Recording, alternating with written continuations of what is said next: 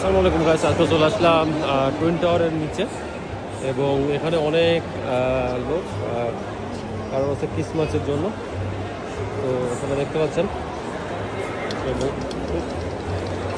এক একজন এক এক রকম সাজে আছে। আমি এই যে ফটোটা দেখতে পাচ্ছিলাম,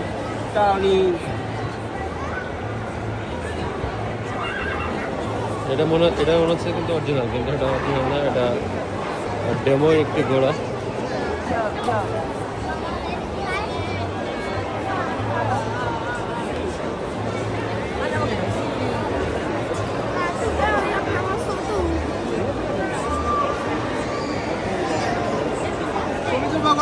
না না না, ছবি দিল কম, তুই লাগে